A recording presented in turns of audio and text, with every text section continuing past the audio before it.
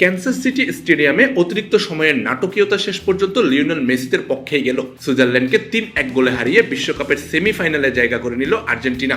ম্যাচের 10 মিনিটেই মেসির নিখুঁত কর্নার কিক থেকে হেডে দলকে এগিয়ে দেন অ্যালেক্সিস ম্যাকঅ্যালিস্টার। এই গোলে যেন আত্মবিশ্বাস ফিরে পায় আর্জেন্টিনা। তবে 67 মিনিটে দারুণ এক আক্রমণ থেকে সমতা ফেরান ড্যান অ্যান্ডোয়ে। ম্যাচ তখন জমে ওঠে পুরো দমে। এরপরই ঘটে যায় লড়াইয়ের মোড় ঘুরিয়ে দেওয়া সেই ঘটনা। ম্যাচের 72 মিনিটে লিয়ান্দ্রো পারেদেসের একটি চ্যালেঞ্জে সেন্সিটিভিটি আমার নাই, আছে হোয়াইট প্লাস প্রো সেন্সিটিভ। দাঁতের সেন্সিটিভিটি ভুলে খান মন খুলে। ব্রিল এম্বোলো ফাউলের শিকার হয়েছেন বলে প্রথমে বাঁশি বাজান রেফারি, কিন্তু ভিএআর পর্যালোচনার পর সিদ্ধান্ত পাল্টে যায়।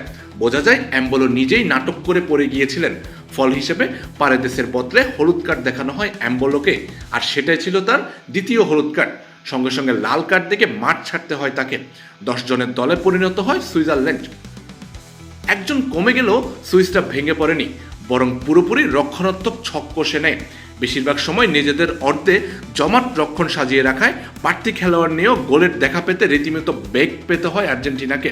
নির্ধারিত সময়ে আর কোনো গোল না হওয়ায় শেষ পর্যন্ত ম্যাচ করায় অতিরিক্ত সময়ে। সেখানেই আবার জ্বলে ওঠে আর্জেন্টিনা। 112 মিনিটে হুলিয়ান আলভারেসের অসাধারণ এক শটে ফের এগিয়ে যায় তারা। এরপর অতিরিক্ত সময়ের একদম শেষ মুহূর্তে দ্রুতগতির এক পাল্টা আক্রমণ থেকে থিয়াগো আলমাদার কাছাকাছি থেকে নেওয়া শট রুখে দেন গোলরক্ষক গ্রেগর কোবেল।